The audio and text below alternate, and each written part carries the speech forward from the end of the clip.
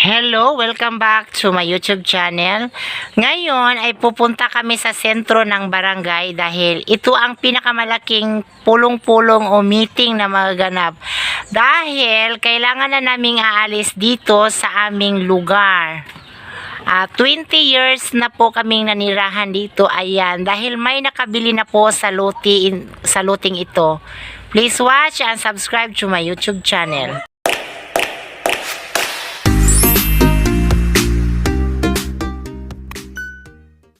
So ayan, papunta na ako sa aming barangay dahil ito yung pinakamalaking meeting na magaganap sa aming barangay.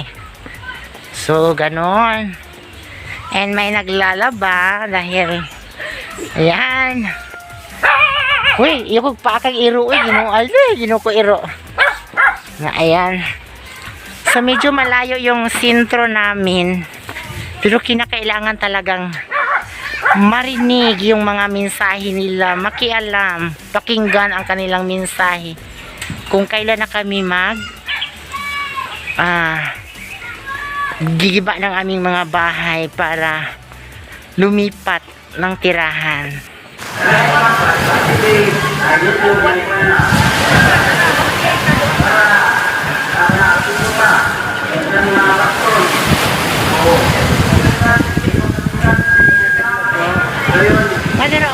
Pura mana?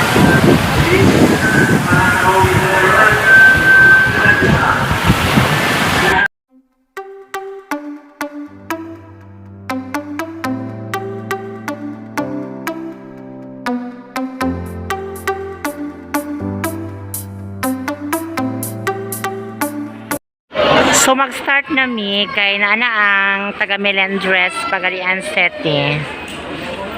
So dili na maglangay-langay karon, mag-start na ni ang amo ang dako nga meeting. Morning! Early na morning, pagkuna mo sa daw mo. Ingon na kabilidad sa atong bisita karon. Negosyo man. Okay, may hapon na itong tanan. Before na ito sugdan, na kuha niya itong panal.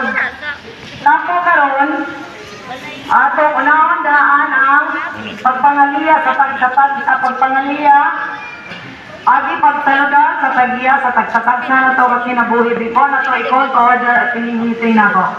Akong gihangyo ang nagawat, Committee Chairman on Infrastructure, Honorable Ricardo R. Lapini, palihog sa pagtindog, versus the affected residents of Purok 3, Mukas, Pulambugan, Lana del Norte is now called to order. So, ako karon kamong gihangyo sa pagpaminaw sa tuyo kinauyungan, tungkol o tinguha sa atong developer sa pagpatawag sa inyong presensya, kay sigurado ko napipila o halos kaninyo doon ay daghang mga pangutana. Uban sa inyo, diri sa ako mangutana, dili ko katubag. So, dili mo magduwan o pangutana, kaya nalimutang merkado, isa-isa na, kaya dagdagan mo mga pangutana, aron isa-isa po mapahimunan sa Oktuba ang inyong mga pangutana. So, ano ka? Then, pasalamat po po si Kapitan na mitabang sa ato ang company karon na kamo nakita ka karon pinagi ni Kapitan. Dili man si Juman ni. Ang uban gani nga post na gani sa FB. Igsuon ni anak ni di na makaya sinaryon. Kaya ba? Okay. So, naapiri ang listahan sa naisakop sa Doktora Julia Feliciano Homeowners Association Incorporated nga si Gama Mugna Kanhe. Sa kabahin sa aming namuyo, telephone nga kaning gimo ninyong Homeowners Association, wala madayon kay naman niya yung ibalik. So karon naa diri ang ako ang silingan, magsingali lagi siya giyaw-yaw. Kay kuno gusto pa lagi kami mo extend sa among gipuy-an. Kumbaga, nang hinaot mi nga maabot pa unta sa January ang amo ang gihangyo. So karon na lamang 16 di ay sa August. So madamay sila unsa may istorya nimo nga sa 16 naman taan di ay makuan. Amo ang taghangyo unta tagaan pa mi bisag mga kunom lang ka bulan no. Kay dili biya dali intaw ning pahawaon ta kay magsuhol pa mi paguba sa Mumbalay. Dayon magpanday magsuhol pa mi. Kay dili po naman dali amo ang Ginoo ko nisabok amo kunayon ng panday ni among balay. Wa man mi kwarta itawon ikuray kaon. Usaon na O naman. tinuod. Sakto kayo ang ihang tubag. Dayon, ang kaning mangrod, ang problema manggod is dili baya tanan sa tres nga mga naay kaya. Ang ihakot pa namo, ang mga panday pa. So pila may price ang relocation? Ana may wala pa. Ana may ato ang paminaon karon og matubag wa nang pila jud ng relocation o pila ka tuig bayaran, pila ka bulan, wala pa lagi maminaw pa ta. Sige, mauna siya si Madam Maisel Silis. Kababata na ko diri sa Lanao del Norte. Okay, salamat kay Madam. So karon wala jud mi mahimo. Ikaw ti unsa may mga istorya nimo ti nga 10 days na lang man amo ang relocation. Di ba niya? Unsa may imong mga istorya nga kita? 10 days naman ang ato ang relocation. Unsa may itong istorya? Sa tani patay pagkaon na ni. Patay bugas. O patay kapuyan. So, ang lansang pila ang lansa? Namahal kilo chintam tikyo. Ginoo ko in taon no, Ginoo bobuan in taon mi diri og kwarta isa ka sako Ginoo aron makabayad jud mi. Unsa may imong ikastorya tiwani nga inani ron? Mao ni ron nga ugma na nang ani maglangkat na ta aning mga bungbong. Mayan na manudsod mo yang gabi kapag magasudsod mo og sinako nga kwarta ba pag ampo mo nga dunay malunod nga barko ang malunod dunay karga nga kwarta mo nalaro sa imong paluyot Ayun tiwani ikaw te.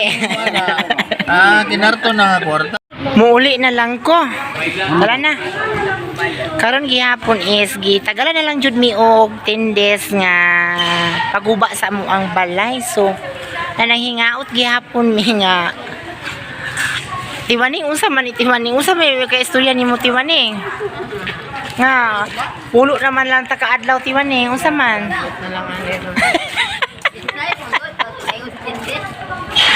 Pili. Oo, guba na gyud ti Ginoo ko.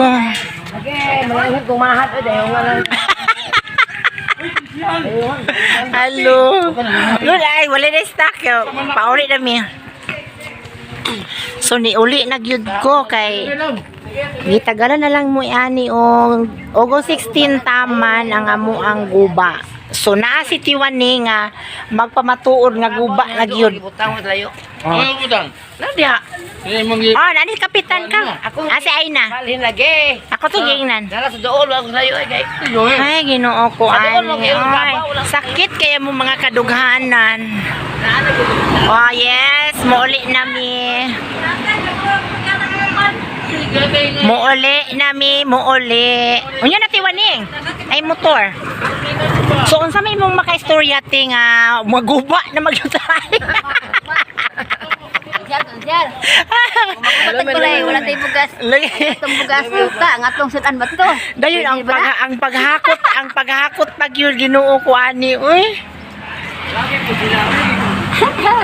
Grabe ka no. Lagi wala na lang in town for paabti in town og December kaya nga mo ang Pasko bahalag wala mi pinaskuhan Ginoo ko mao ni ako ang i-share karon sa ako ang YouTube nga. Uy sakit kay imong dughan karon. Dayon naa si Tiwaning nga maoy mo witness ali Tiwaning. Kaya po ito pong interviewon. Ti, ang atuang sudan ani ugmati nga magpanday na magtani. Ay, mandinan ta nag-ibis. Ito sa bag na ako konsyal. Atong bugas atong sudan ba to? Sao na lang mani, oy. Muraga sakit baya po na madughan sa taga-Tris. Ako, taga-Tris man ko. So, sakit yung kayong mga kadughanan karon. Na. Pero, amo nang i-smile, no? Smile lang jud. Nilang dugay po da. Pero sa tinuod lang, sakit jud. Matabang dugay. Taraw ba kay